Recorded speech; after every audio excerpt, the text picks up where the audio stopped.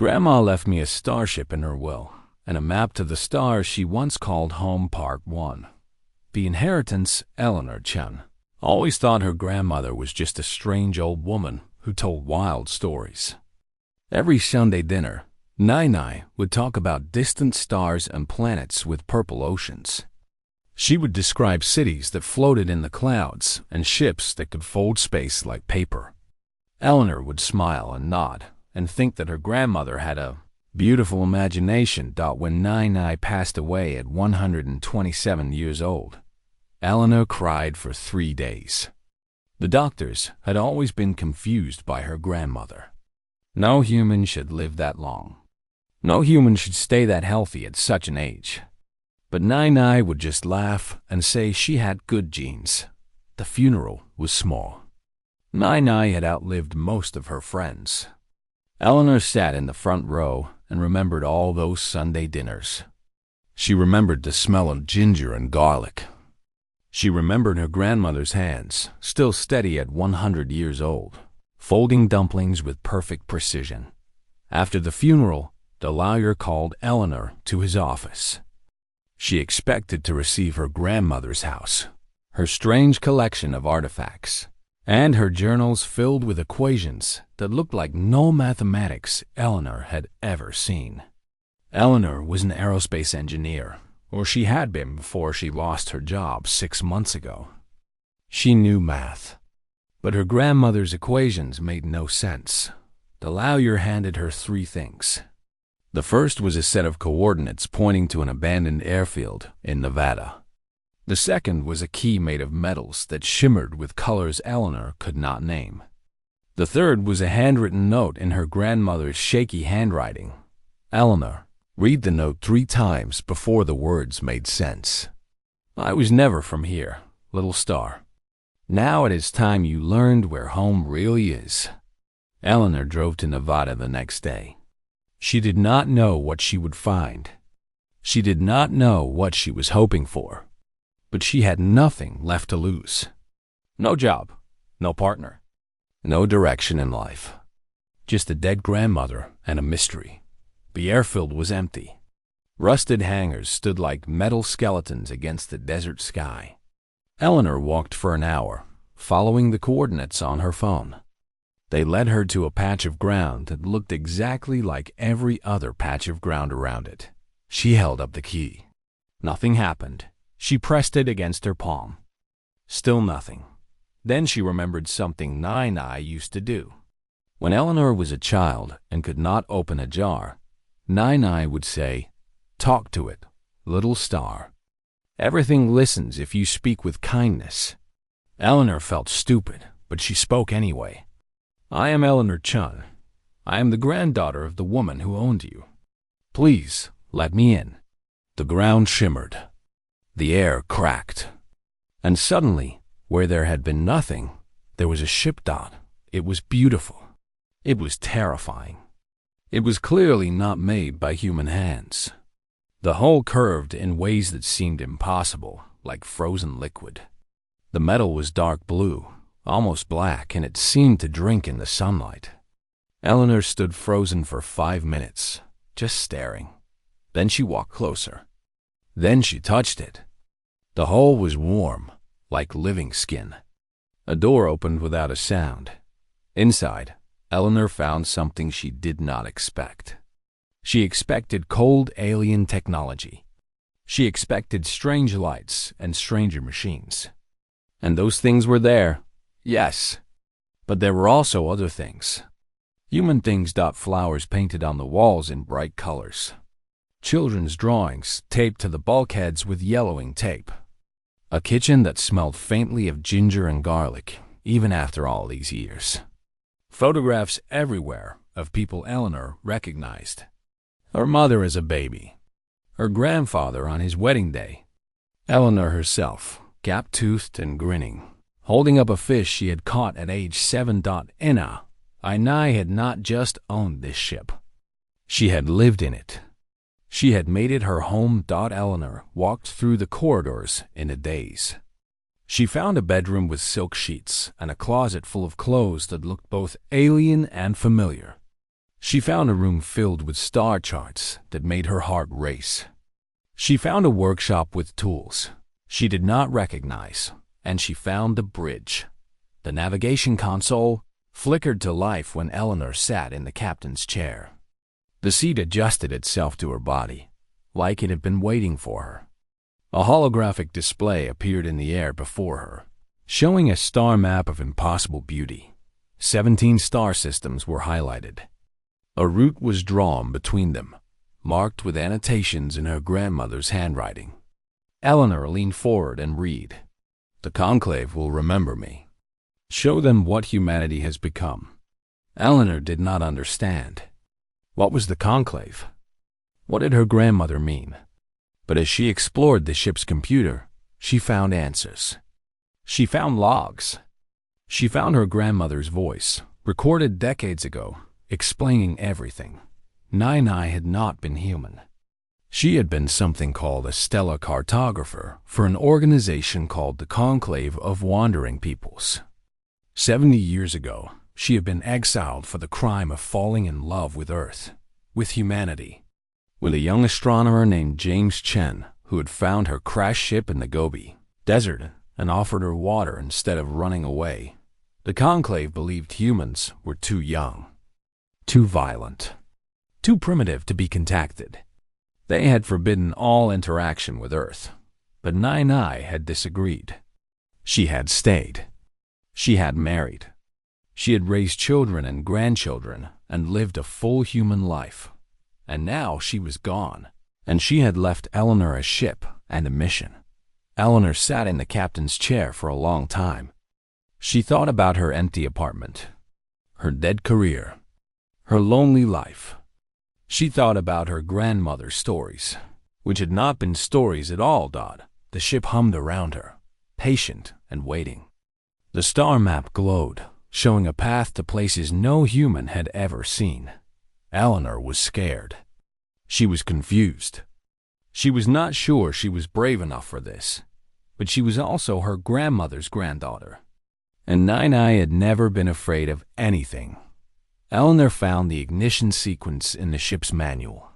She ran her fingers over the controls, feeling them warm beneath her touch. She took a deep breath. "Okay, Nai," she whispered. "Let us see what you left me." She pressed the ignition. The ship rose from the desert floor without a sound.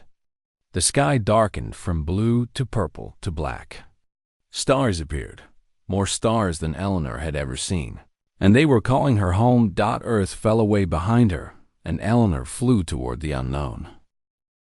Grandma left me a starship in her will, and a map to the stars she once called home. Part 2. The Conclave's memory. The journey through fold space took 3 weeks. Eleanor spent most of that time reading her grandmother's journals. Fold space was strange. The ship would shudder. Reality would bend like a reflection in disturbed water, and then everything would be still again. Through the windows, Eleanor saw colors that had no names. She saw shapes that hurt her eyes if she looked too long. She learned quickly to keep the blinds closed during jumps, but in between jumps, when the ship sailed through normal space, Eleanor would sit in the kitchen and read. Her grandmother had written hundreds of journals over 70 years. Some were scientific observations. Some were personal diaries. Some were letters to people who would never read them. Eleanor learned that her grandmother's real name was not Ming Chun. It was Vessel, who charts the dark. She had been born on a world with 3 suns, in a civilization that had traveled between stars for 50,000 years. Her species lived for centuries. They were patient. They were careful. They did not rush. The Conclave of Wandering Peoples was a government that included 47 spacefaring species. They had rules about contacting primitive worlds. They believed that species needed to develop slowly, naturally, without interference. They watched young civilizations from afar and waited for them to be ready. Earth had been watched for 200 years. The Conclave had decided that humans were not ready. They were too violent, too divided, too quick to anger, and too slow to forgive. The conclave placed Earth under quarantine. No contact was allowed, but 70 years ago, vessel who charts the dark had been mapping a nearby nebula when her ship was damaged. She crashed in the Gobi Desert. She expected to die alone on a primitive world, forgotten by her people. Instead, a young man found her. His name was James Shun. He was an astronomer who had seen her ship fall from the sky. Any sensible person would have run away. Any sensible person would have called the authorities. But James Chun was not sensible. He was curious. He brought her water. He helped her fix her ship. He asked her questions about the stars with such wonder in his eyes that she could not help but answer. He did not fear her. He did not want to use her. He simply wanted to understand. Vessel who charts the dark fell in love. Not just with James Chun, but with all of humanity. She watched them struggle and fight and fail. She watched them pick themselves up after every disaster. She watched them dream of reaching the stars, even when they could barely reach their own moon. She sent a report to the conclave. She argued that humans were ready for contact. They were not perfect, but they were remarkable. They learned faster than any species in conclave history. They adapted to anything. They never gave up. The conclave disagreed. They called her back for trial. She refused to go. For the crime of cultural contamination and defiance of conclave law, vessel who charts the dark was exiled. Her cartographer status was revoked. She was forbidden from ever returning to conclave space. She did not care. She married James Chun.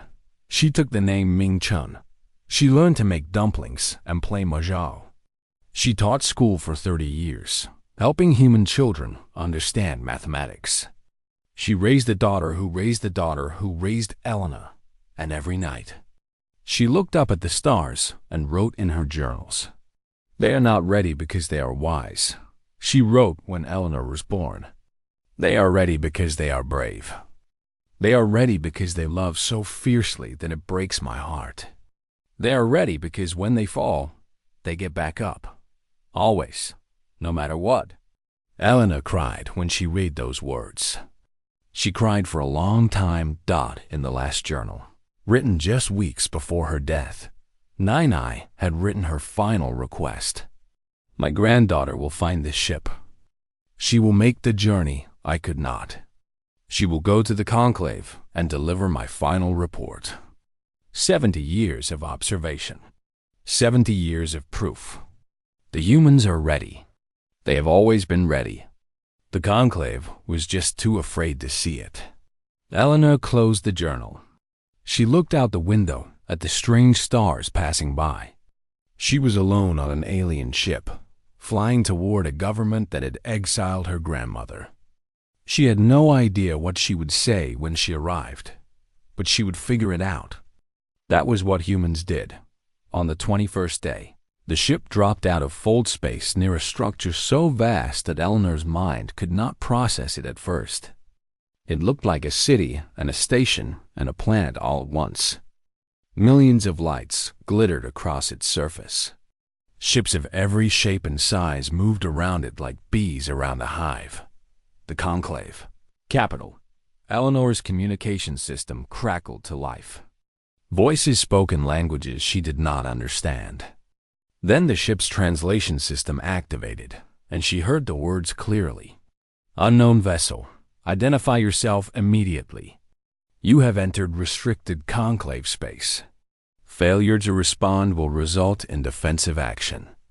Eleanor's hand shook as she activated her own communication system. She had no weapons. She had no authority. She had only her grandmother's seal and her grandmother's mission. My name is Eleanor Chun, she said, her voice steadier than she felt. I am the granddaughter of vessel who charts the dark. She has died. I am here to deliver her final report on the species called humanity. The silence that followed lasted for a very long time. Then, finally, a response came. The voice sounded surprised. Vessel who charts the dark has been dead to us for 70 years. She was exiled.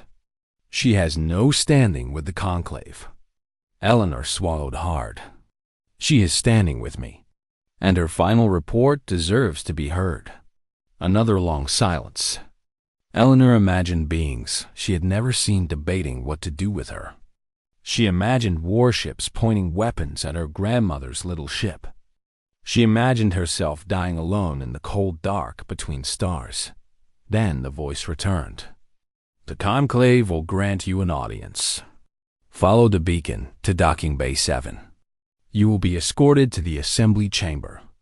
Do not deviate from the approved path. Do not speak to anyone without permission. And understand this, human, you are the first of your kind to ever stand before the Conclave. Your words will determine how we view your entire species. Eleanor took a deep breath. No pressure at all.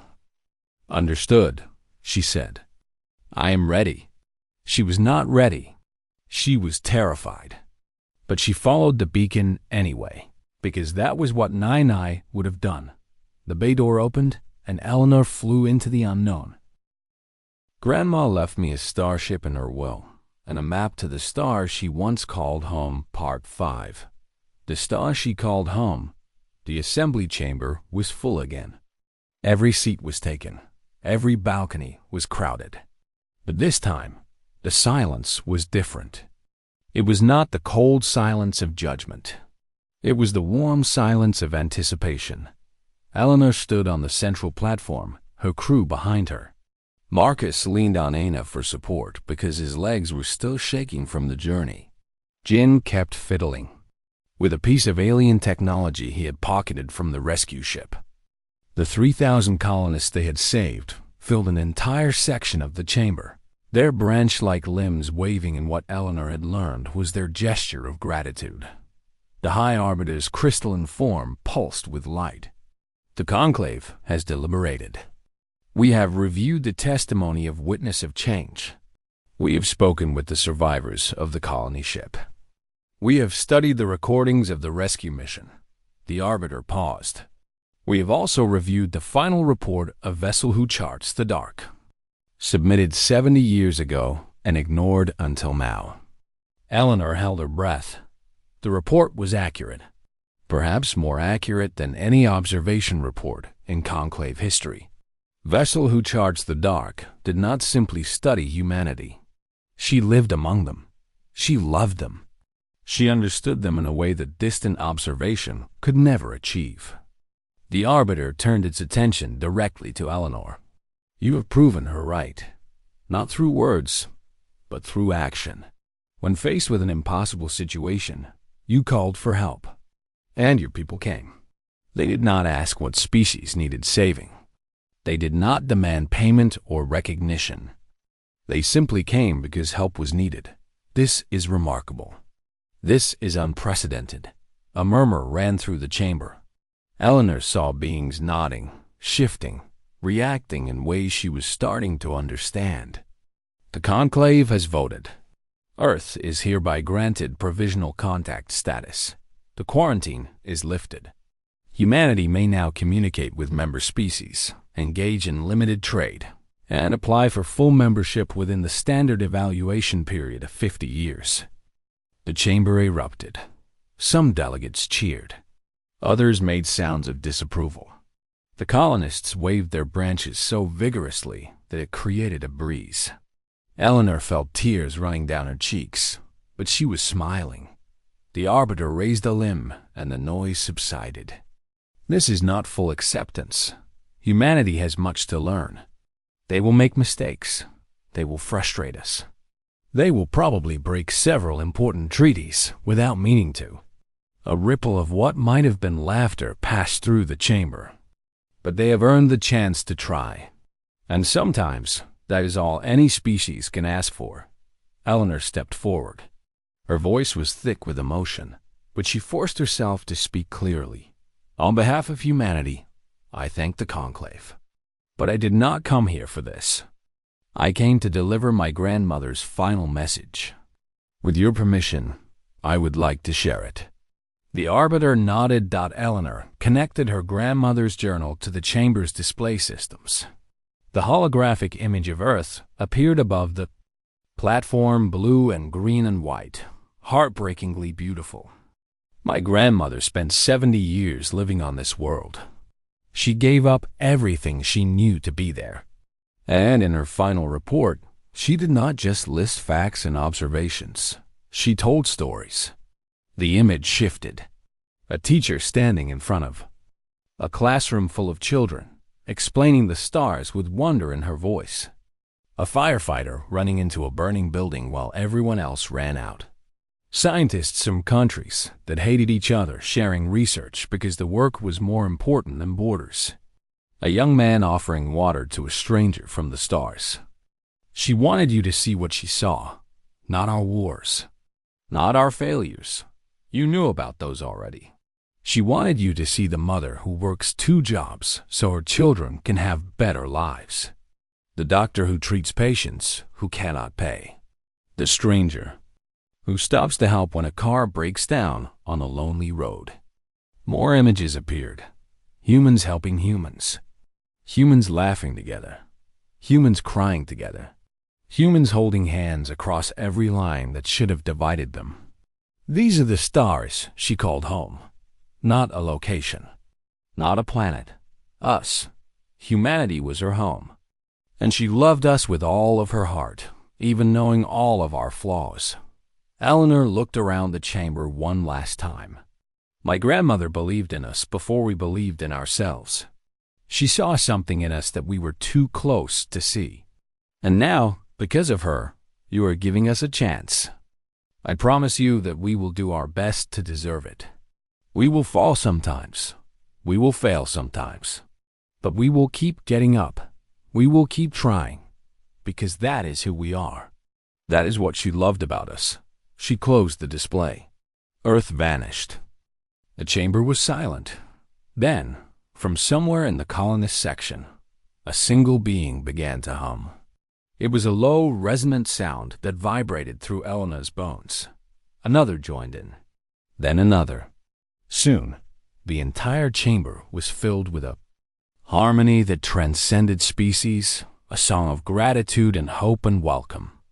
Eleanor stood in the center of it all and cried.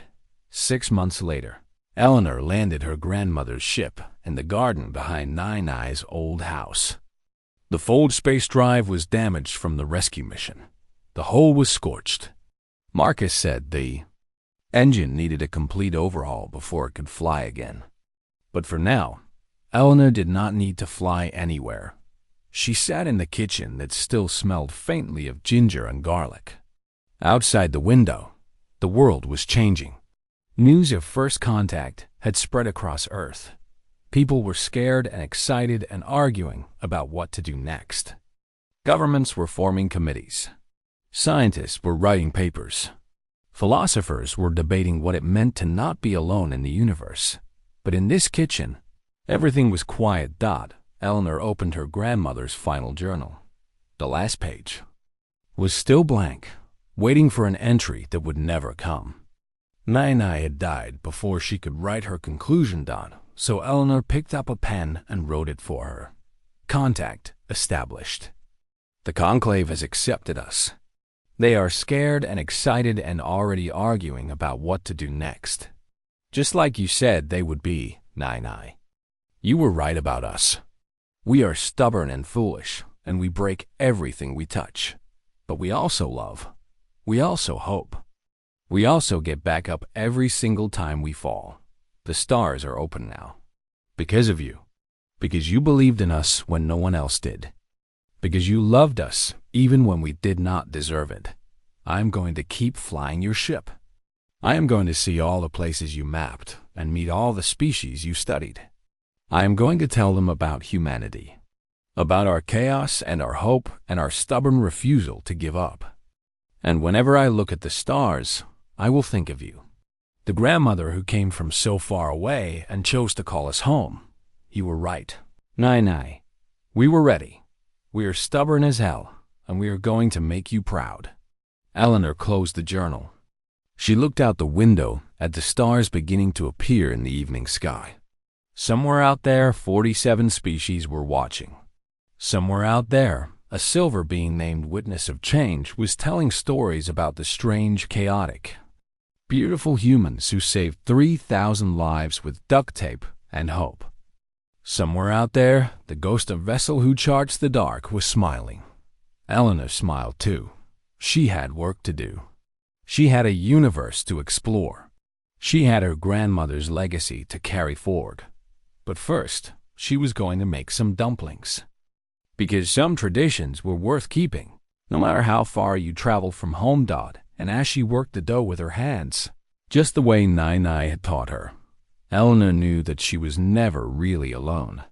She carried her grandmother with her in every choice she made, every kindness she showed, every time she refused to give up. That was what it meant to be human. That was what it meant to be home. Grandma left me a starship in her will, and a map to the stars she once called home. Part 3. The Trial of Earth, the assembly chamber, was the largest room Eleanor had ever seen. It stretched upward and outward until the walls vanished into shadow. Light came from everywhere and nowhere, and filling every seat, crowding every balcony, were beings that Eleanor could not have imagined in her strangest dreams. Some looked almost human. Others looked like nothing she had ever seen. There were creatures of crystal that sang when they moved. There were beings made of light that shifted and changed color. There were things that looked like walking trees, things that looked like floating jellyfish, things that had too many eyes or no eyes at all. Eleanor walked down the central aisle toward a raised platform at the center of the chamber. Every step echoed. Every being watched her. She had never felt so small in her life.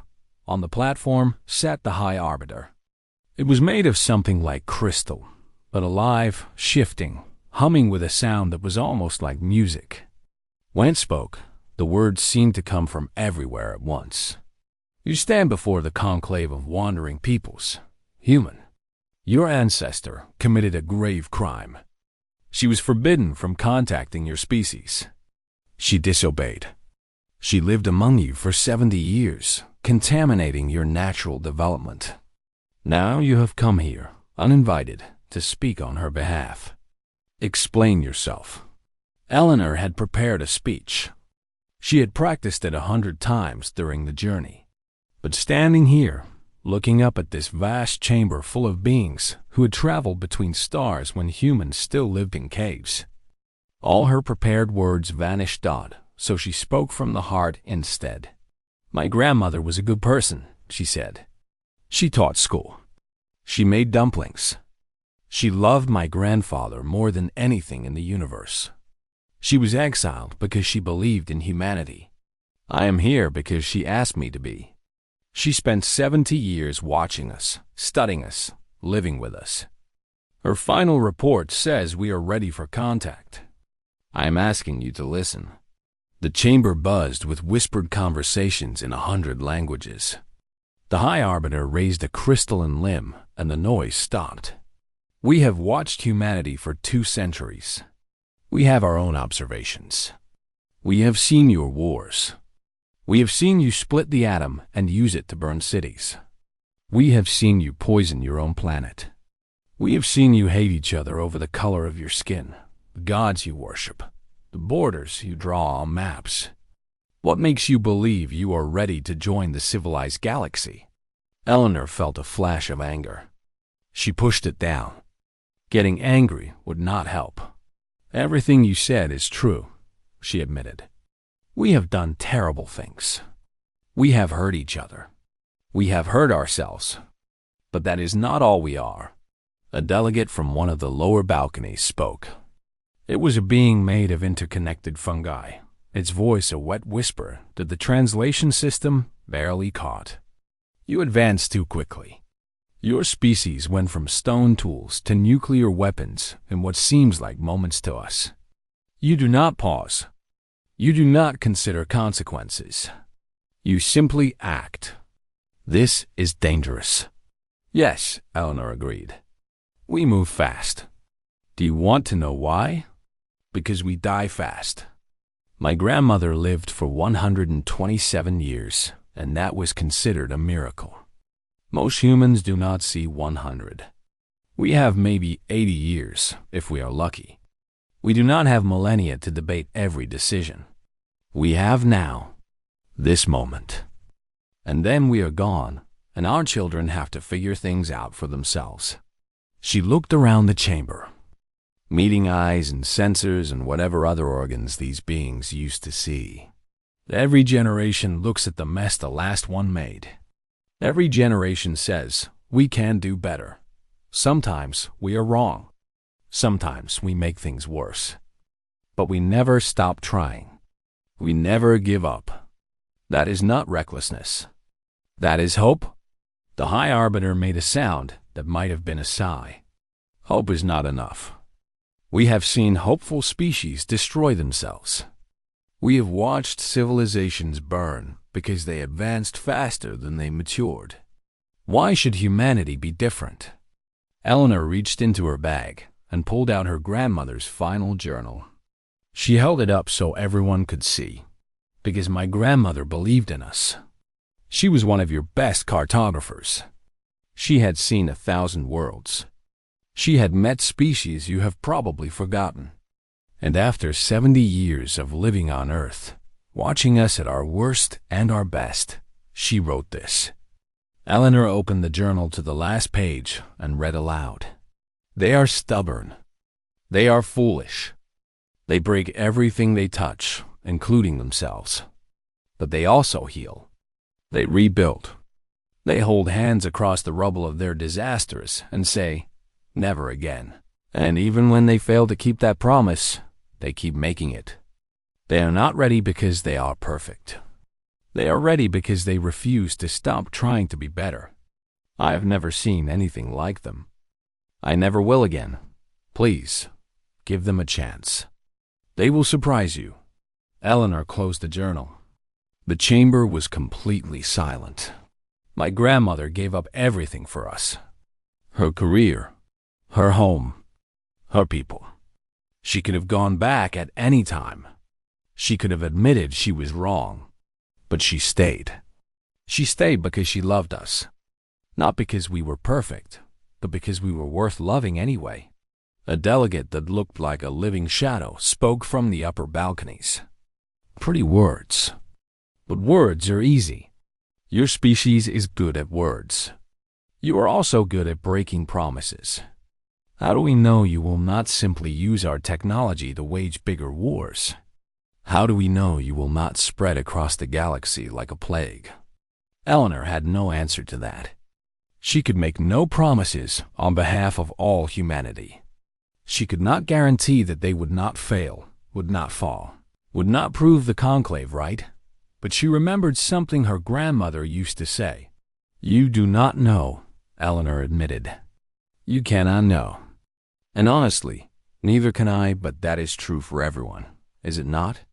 Every species that ever joined your conclave was a risk. You trusted them anyway. You gave them a chance anyway. All I am asking is that you give us the same chance. The High Arbiter was silent for a long moment. The entire chamber waited. Your words are noted, the Arbiter finally said. But words are not enough. The conclave requires proof. If humanity is truly ready, you must demonstrate it. Not with speeches, but with action. Eleanor felt her heart sink. What kind of action? The Arbiter's crystalline form pulsed with light. That will be decided.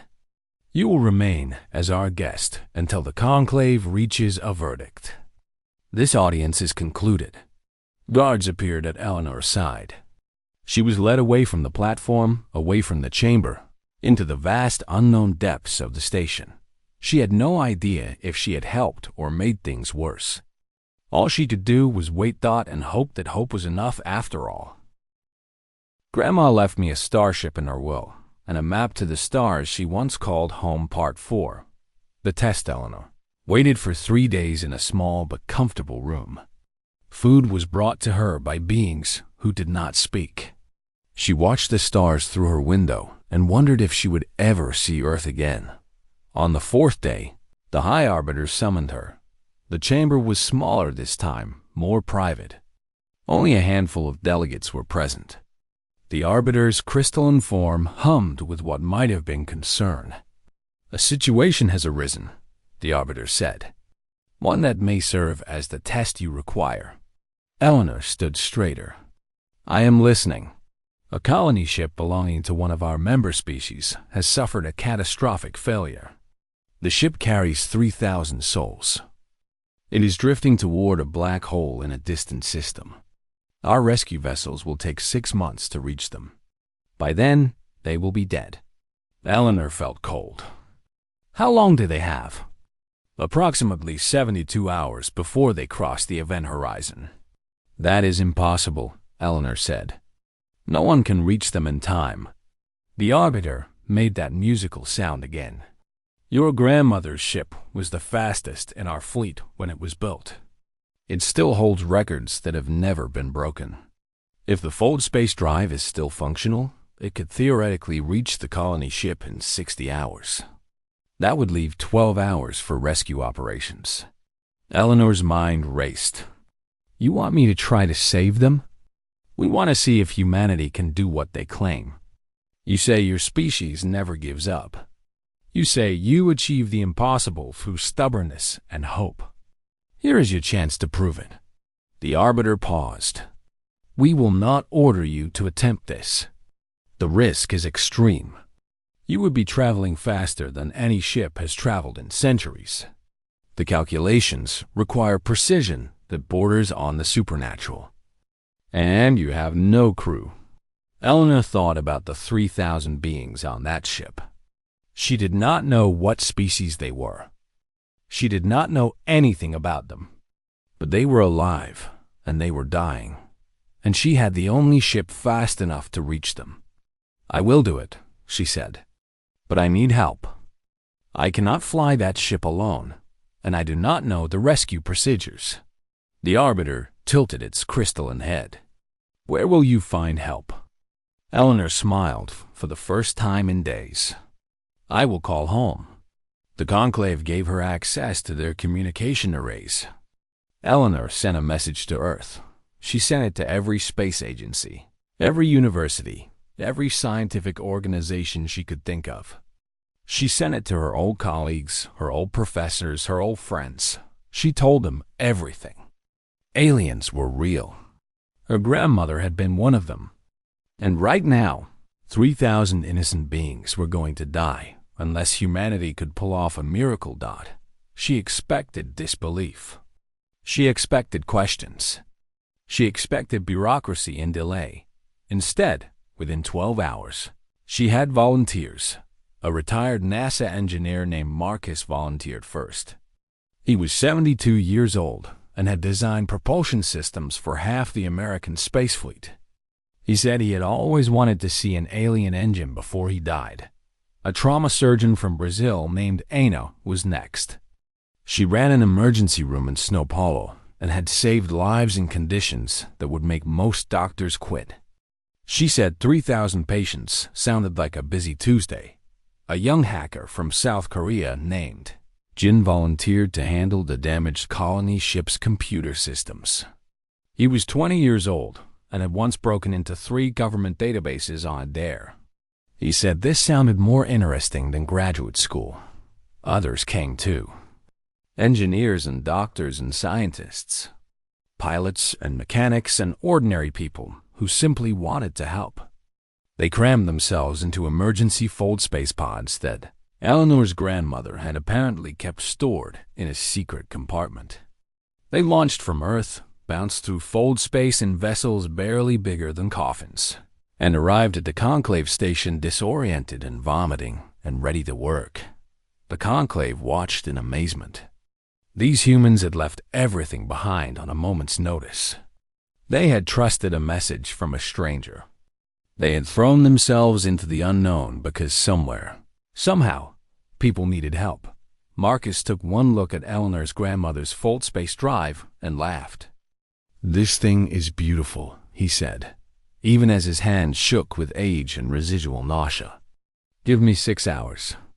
I will make it sing. Aina set up a medical bay in the cargo hold. She organized supplies she had never seen before. Learned to read alien vital sign monitors in 15 minutes. And started preparing triage protocols for a species she had never met. Jin connected his laptop to the ship's communication array and started reaching out to the colony ship's damaged systems. The distance was impossible. The technology was completely foreign. He cracked it anyway, because someone told him he could not.